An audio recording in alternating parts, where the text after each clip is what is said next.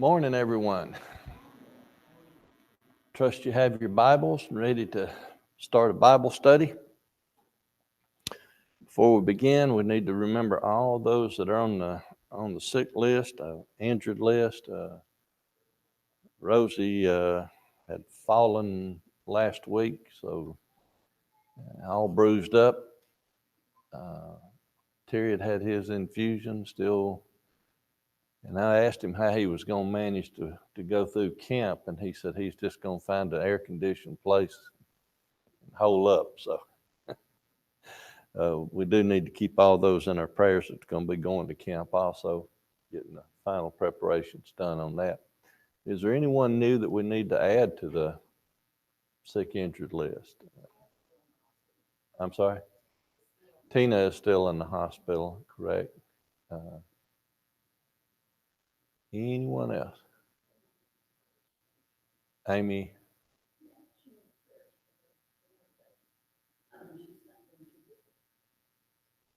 Okay. Keep Amy in your prayers. She's at the ER now. What's the latest? Symptom. Why is she at the ER? Stomach. Okay. Okay. Let's go to God in prayer. Heavenly Father, we're so thankful for this day and the many blessings we have in our life. We're thankful for the opportunity that we have to assemble, study your word. We ask your blessings, your watch over those that have been mentioned that need our prayers, those that are on the sick list, those that are at the emergency room right now. And we ask that you be with us through this study, that all things we say and do will be in accordance to your will. In Christ's name, amen. We're beginning the book of Exodus, and there are, in my opinion anyway, there are three books in the Bible that give people the most problems. One of those is the book of Revelation that we just finished our study on because of the way it is written and the many, many different interpretations and views that people want to look at it. Another book is the book of Genesis because people argue with the timeline. They want to bring in evolution instead of trusting the Bible on creation. They doubt Noah built an ark, and so that gives people problems. And then the third book is the book of Exodus. Now, the main reason that, at least in my opinion, that people have a problem with the book of Exodus is twofold. They don't believe the miracles, the plagues, for one, and the crossing of the Red Sea, the parting of the sea. But primarily, their objection is based on timeline. And those that look at the timeline, all your archaeologists, all your ology folks, they want to make Egyptology timeline the timeline set in stone. And by doing that, they place the book of Exodus, the Exodus, in the time period of Ramesses II. Now, for 100 years, I have been teaching that that's not the case, that it did not happen during Ramesses II time. They need to pick a different pharaoh. And as we go through here, we can look at that. But there is a movie out that came out in 2015 that we have shown here once, and I tried to find my copy. I turned my house upside down, looked in the sound room, and apparently I have loaned it out and it hadn't found its way back to me. But I'm going to order another one, and sometime during the study of the book of Exodus, we're going to take 2 Sunday mornings out and show you that movie, because what it does, it goes into some detail that I'm not able to go into with pictures and things of that nature, and all of them ology folks that we just mentioned. At the very beginning of the film, it starts out and you're sort of wondering, Now, what's going on here? What are they talking about? But then as you get into the film, they start pointing out on the archaeological digs and the time frames and the history and everything, how if you would just take Egyptology timeline and slide it back just a little bit, everything matches up with what's in the Bible. So we'll be showing that movie. And personally, I don't know why all the Egyptologists are so set on that being the proper timeline, because they even admit that the pharaohs overlapped. They rewrote history to be acceptable to them. Each one of them had up to 6 names that they went by. So as you go farther back into history, into old Egypt, particularly when you get into the 18th dynasty, which is the period that would cover Exodus, it's really a confusing period of time for the pharaohs and who's in charge and who's not. So, like I say, sometime during this study we'll go through that, and I personally believe that you will find it a most acceptable movie to watch. Some of you in here have seen it, and I believe you will agree that it is accurate and a really good movie to watch. So we'll be showing that to you. But for now, we're just going to start with chapter 1 in the book of Exodus.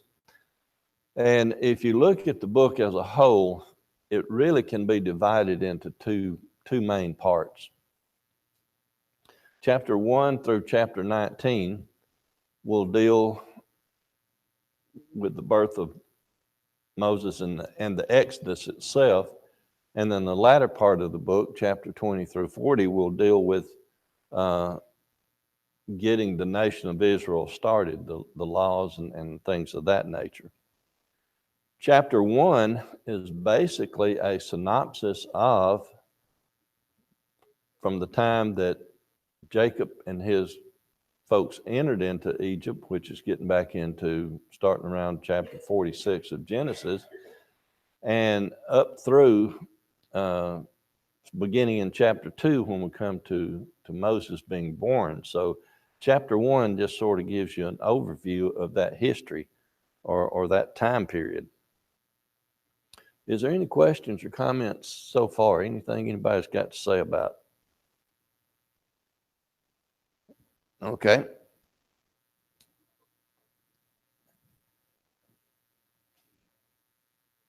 Can you tell me when Moses was born?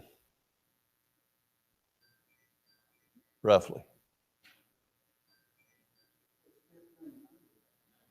Everybody wants to use that 1500 date as the approximate date, and that is a good date to use.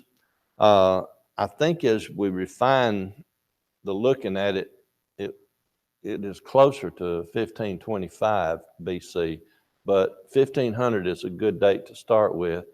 And by doing that, if we look at that, if we ignore chapter 1 for just a moment, chapter 2 through chapter 40 then, that deals with the Exodus and the beginning of things and getting them into the new land, how long a period of time would that cover? How long a period of time does the book of Exodus cover if we ignore the history in chapter 1? Moses is born and Moses dies. 120 years, right? His life is divided into 3 sections of 40s.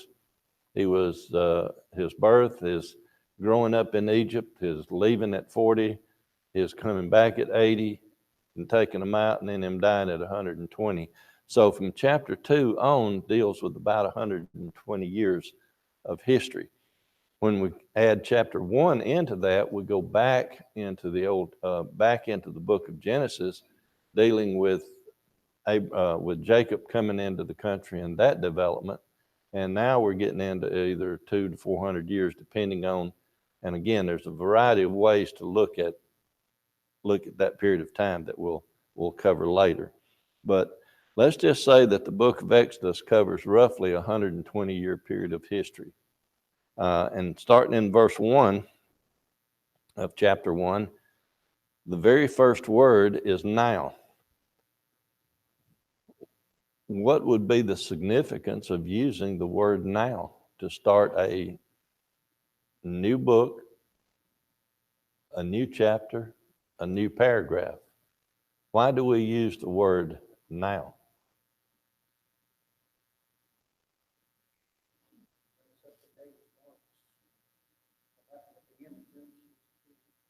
Okay. Brother Client said it brings us up to date. In other words, it's continuing what happened in the book of Genesis. After we close out the book of Genesis, it says, verse 26 of the last chapter 50 there says, so Joseph died being 110 years old, and they embalmed him, and he was put in a coffin in Egypt. Now we're going to skip a period of time, and then this book starts with now, and it's going to give us a synopsis or a recount of that history to get us ready for the birth of Moses. Yes, sir.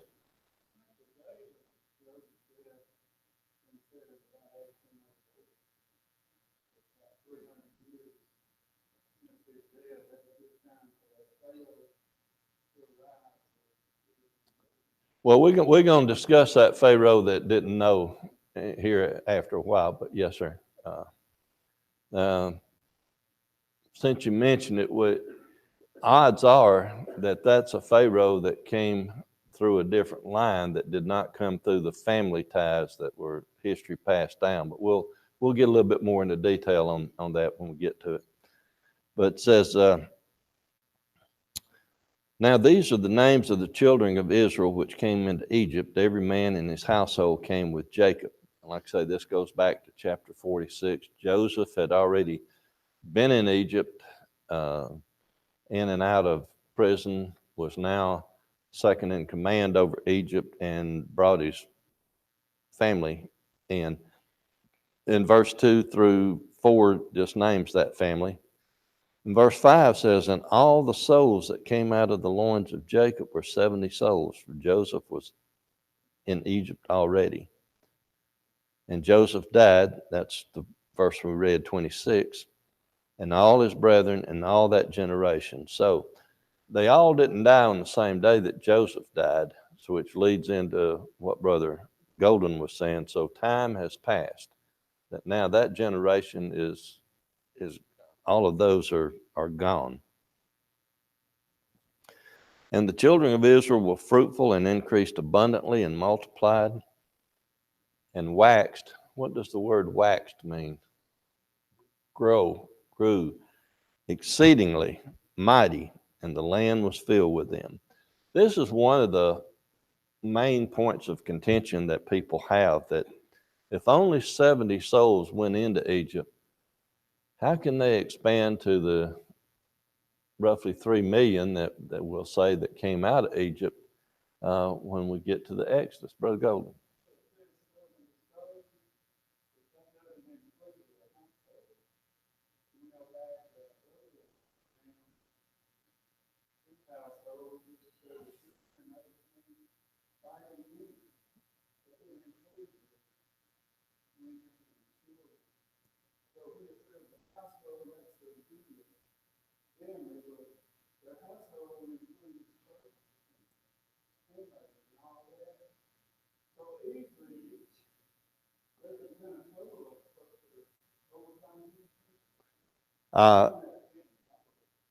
As you pointed out, it says out of the loins of Jacob. So that means his direct, and that's the reason they named their kids. And then, as you say, they had brought some of their servants with them. So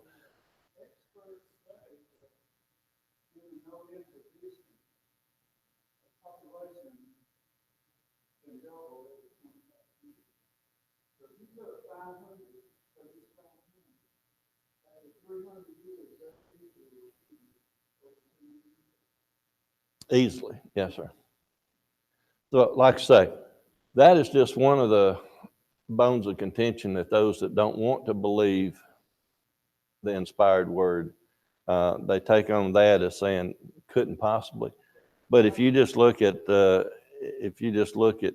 any other thing, how fast things can. Oh yeah,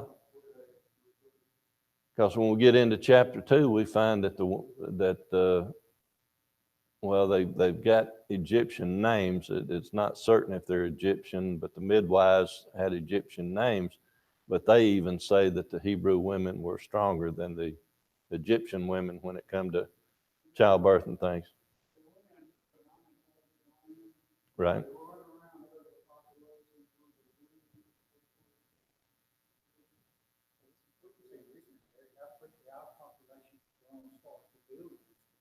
Right. Right. And the more there are, the quicker they double, as you say. So it is quite possible, without any stretching of imagination, that the small number went in, but when they came out in great numbers. And there arose a new king over Egypt who knew not Joseph. Now, one of the reasons that when Brother Golden had mentioned this section, I said it was probable that it was a king that was not in the direct line of the previous pharaohs, because historically things are passed down through the family, and everybody knows. But if it had been a strange person, somebody that had not been in the direct descendant line, that came in and conquered, which the Hyksos is a group that came in about that time, and Atmos is the one that started out small and then conquered. And so I put this in the time frame based on Moses being born 1500 or so. Atmos conquered that and became Pharaoh in 1549 and through about 31. We're in descending numbers since we're in BC, but from about 1549 on, now we've got a new Pharaoh on the group.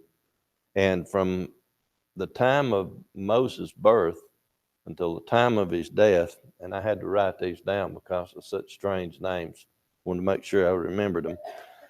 Atmos the first was 1549 to 1524. Amenhotep the first then took over. Tutmos the first took over. Tutmos the second. Hatshepsut, Tutmos the third, and then Amenhotep the second. So you had that many during that period of time.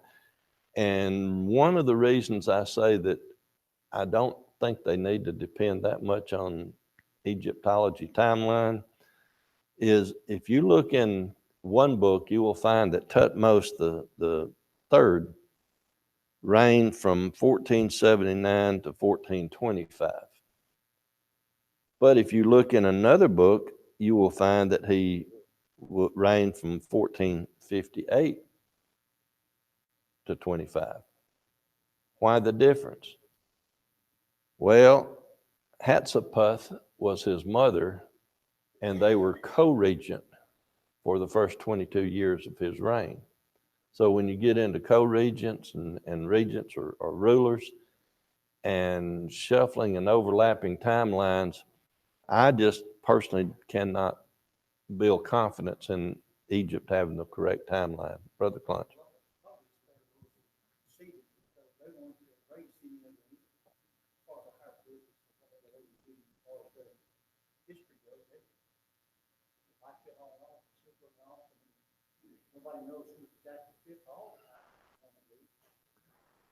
As Brother Clarence just mentioned, that each succeeding Pharaoh, he wanted to be greater than the one before him, so he would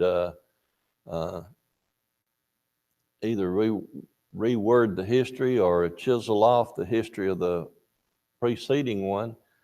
And that is another problem that we come up with is those that don't believe say, why do we not find the name of Moses in any of the Egyptian writings? What did Moses do that caused him to be out of favor? I mean, when we get into chapter 2, we find out that Pharaoh's daughter basically adopted him. He grew up in Pharaoh's house, so why would his name not be in any of the Egyptian literature?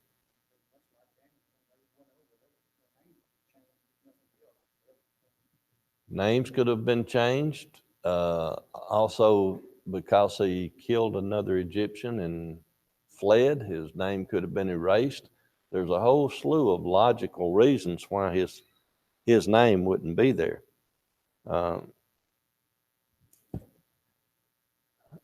Kind of hate to bring it up, but if you look around today, look how much history is being rewritten just in the United States. Going to give you a test. How many of you have heard of the Midnight Ride of Paul Revere? Everybody? Was that an accurate portrayal?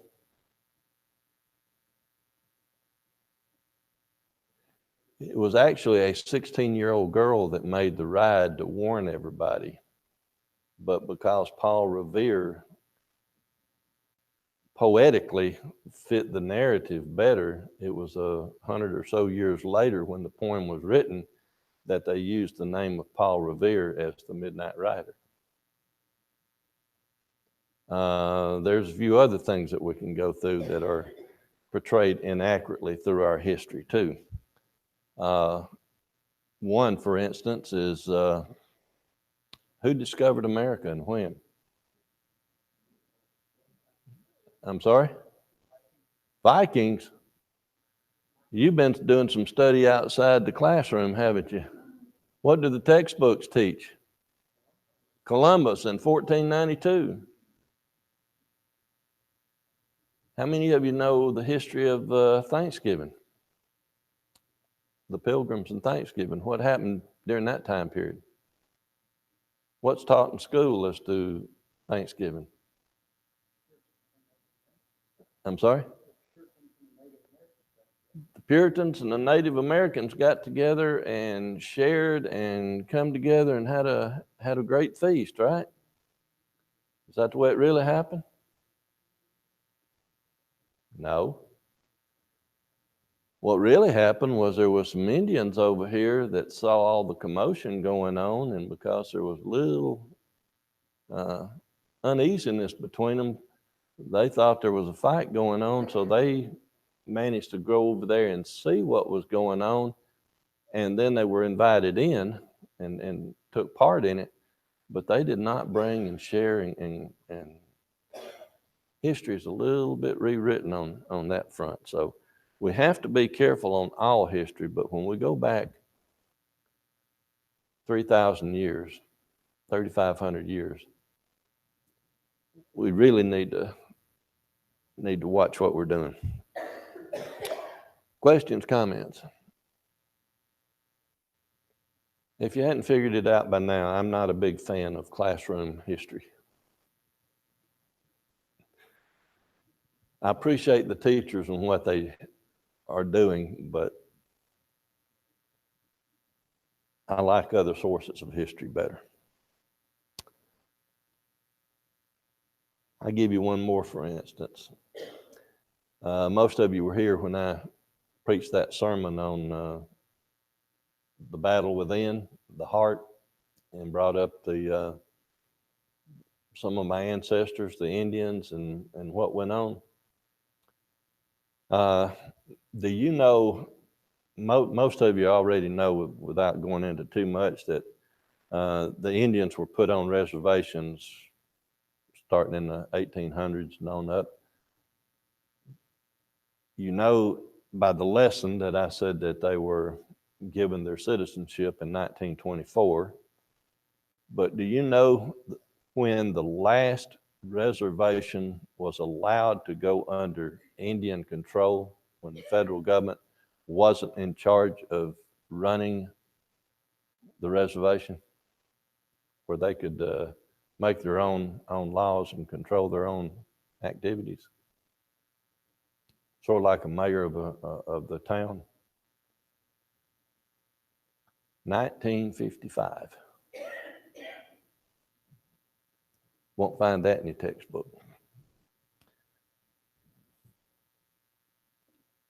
New king, verse 8. New king over Egypt that did not know Joseph.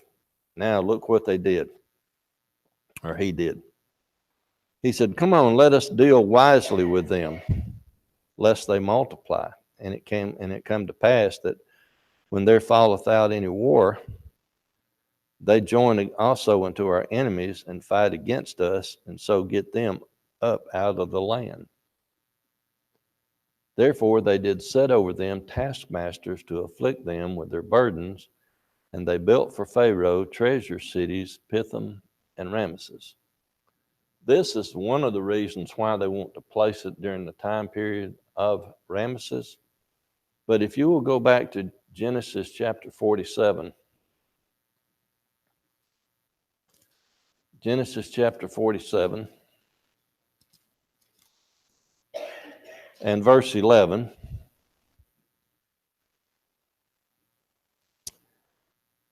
Joseph placed his father and his brothers and gave them a possession in the land of Egypt, in the best of the land, in the land of Ramesses, as Pharaoh had commanded.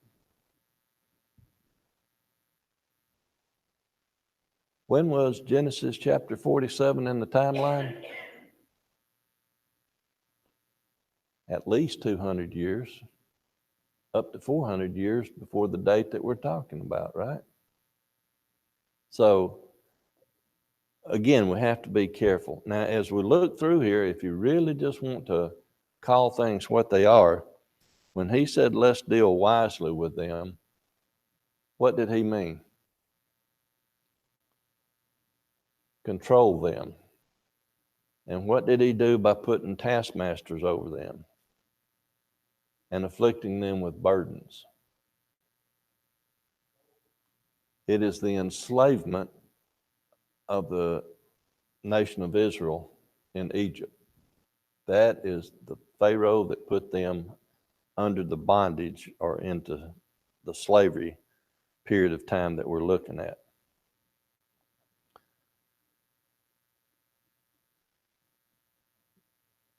But the more they afflicted them, verse 12, the more they afflicted them, the more they multiplied and grew, and they were grieved because of the children of Israel. They, being the Egyptians, were grieved, particularly Pharaoh, because no matter what kind of burden he put on them, or what kind of task they put on them, they did their job and they multiplied. They continued to get stronger, numbers-wise, and this scared the Pharaoh. And the Egyptians made the children of Israel to serve with rigor. If you condense that down, what does it mean if you serve with rigor? Hard labor. Extreme. Either long hours and or the task is difficult. They made their lives bitter with hard bondage, in mortar and in brick and in all manner of service in the field. All their service wherein they made them serve was with rigor. So it looks like they didn't have a break anywhere along the line. Everything they did was made difficult by the Egyptians, by those over them. Questions or comments through 14?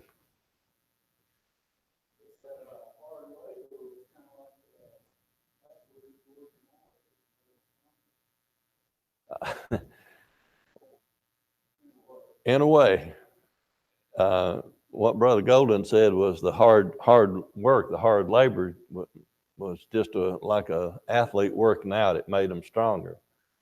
I've helped one of my uncles with mortar and brick. He was a mason, and I was I was his gopher. I'm the one that had to mix the mortar and carry it to him while he was setting the brick. It made you stronger, but at the end of the day, all you wanted to do was find a hole and crawl off in it and go to sleep. Yes, sir.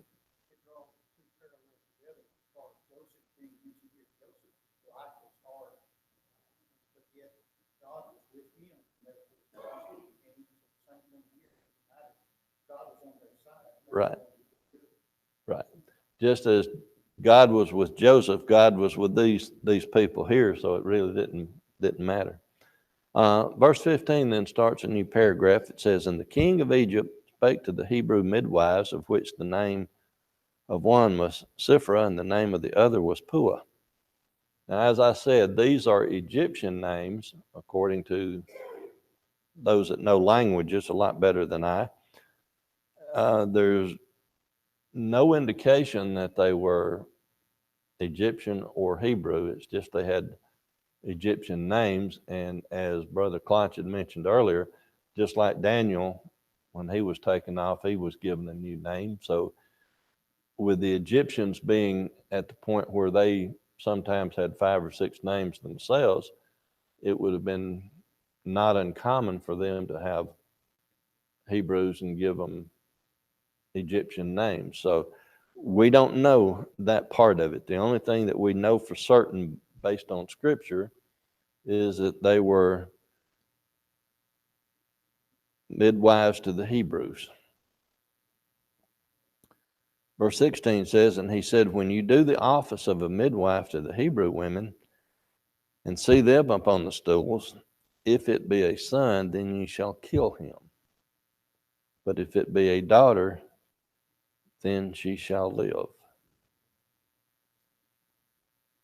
This is selective abortion, isn't it? In one manner of speaking. If it's of this gender, let them live. If it's this gender, kill them. What is happening in today's society now that we have sonograms and all the other stuff that we can tell the gender of a before birth? Aren't there some that are selectively aborting because they'd rather have a this than a that? Particularly in China, where their numbers are limited on how many children they can have. But here, the king, Pharaoh of Egypt, did not want males, and why was that?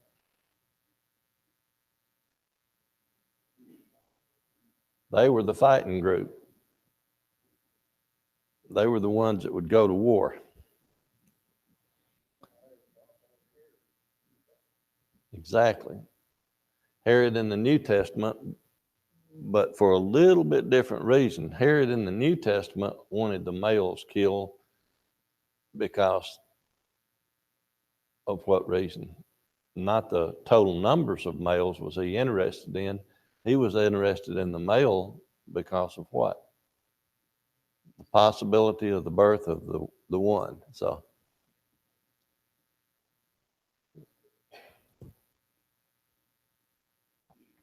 verse 17, "But the midwives feared God and did not as the king of Egypt commanded them, but saved the men, children alive."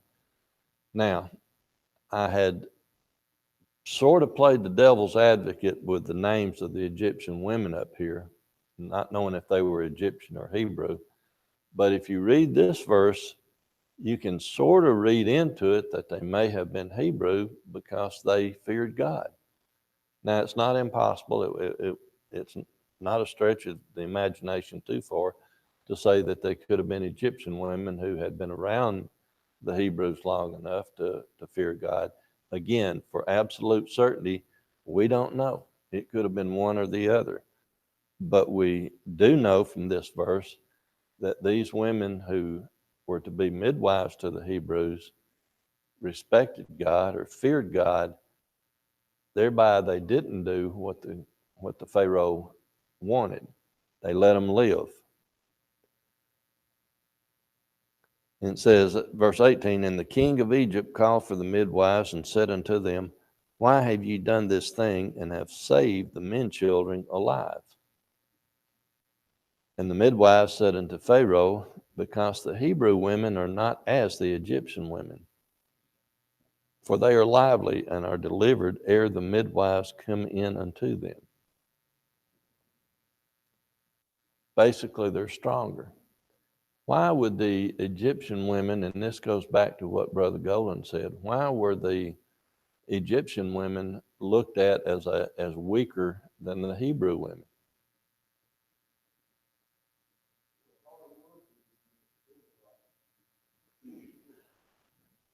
The Hebrew women worked. The Egyptian women were pampered, especially if you get into the social structure and all, they were a little bit more pampered. If, again, you go back into our history in the United States, how many women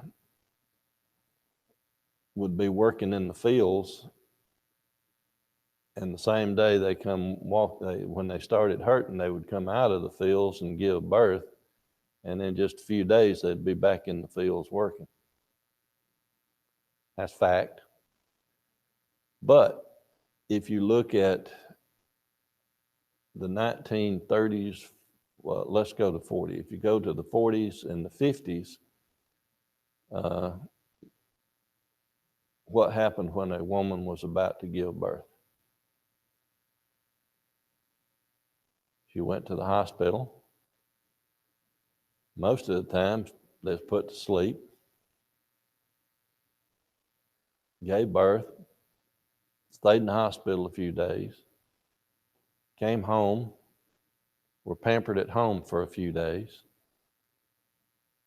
Now they're getting back into doing things a little bit more logically. We can also look at that the same way as, well, she's not here right now, but Sister Haney that had the gallbladder surgery.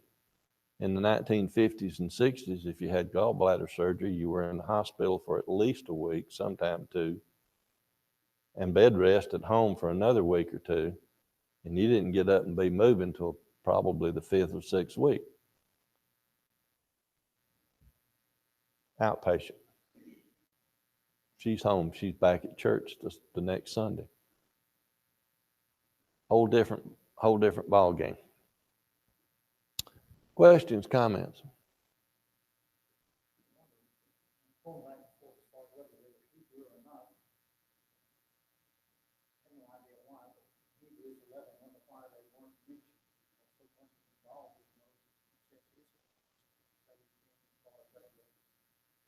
Correct. I don't know. Brother Clance brought up an interesting point that they name the 2 women, call them by name, but yet don't mention the fact that they are either Egyptian or Hebrew. And with this being the history about that period, about the Israelites at that time, curious why not.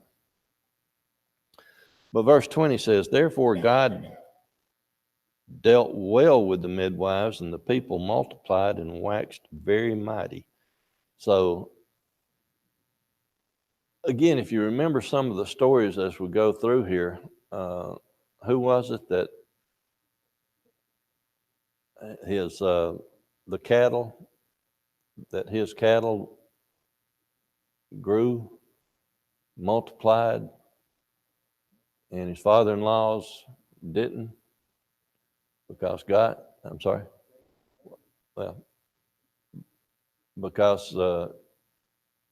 was with him. See, anytime God is with somebody, everything seems to go well, all the way through the Old Testament. If somebody is near God, things go well, and when they are disobedient and don't stay near God, that's when things go awry. And verse 21 says, it came to pass, because the midwives feared God, that he made them houses.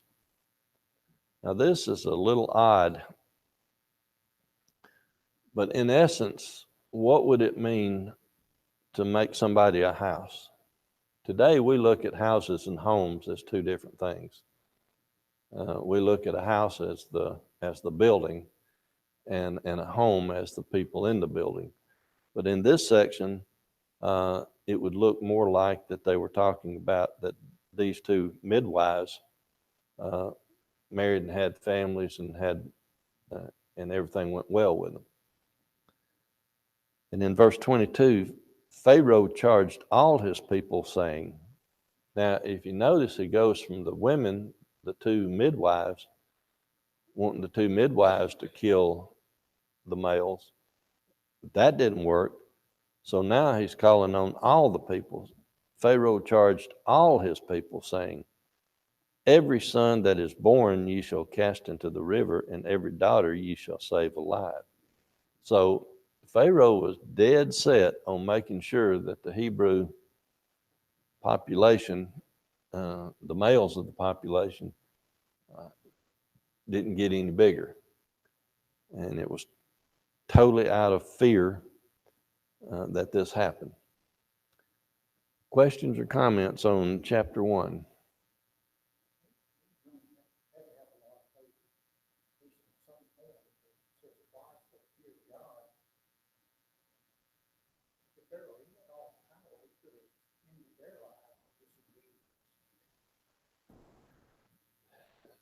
Brother Clarence just made an excellent point, if you didn't hear it. Said these two midwives must have had a great deal of respect or fear for God, because twice it is referenced that they didn't pay attention to Pharaoh. And what position did Pharaoh have in Egypt? All he had to do was point or make a statement, and somebody could be put to death for disobedience. A lot of the kings as we go through here, have that kind of power. And there was nobody to challenge them on it. If we get into the book of Esther, for instance, what happened, it's phrased in there that before Esther could approach the king, even though she was queen, before she could approach her husband when he was sitting on the judgment seat, so to speak, or in his room there, what must he do? He must motion for them to come in. If he did not do that, they could be put to death. So goes back to this. The Pharaoh could have had anybody put to death, and here he charged or told these two women to make sure this happened. It didn't happen, and yet they lived and thrived because they feared God. Good point. Anything else on chapter 1?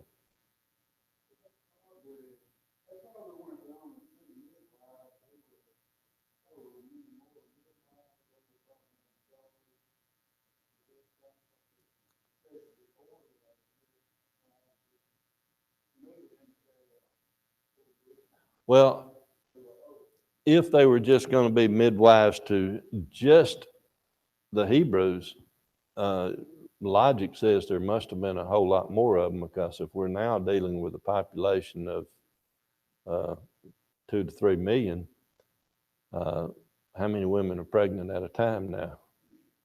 A whole lot more than 2 can deal with. And then it says, and the indication is, if you look back over to verse 15, the king of Egypt spake to the Hebrew midwives, of which the name of one was this and the other, and said, when you do the office of midwife to the Hebrew women, which would indicate that they would also serve the Egyptians, because if we go over here and put it in context with the later part, they're comparing the strength of the Hebrews to the weakness of the Egyptians. So just because it's referencing over there that they did midwifery to the Hebrews, does not mean that was exclusive. They were midwives, probably serving both. Thank y'all so much for your comments and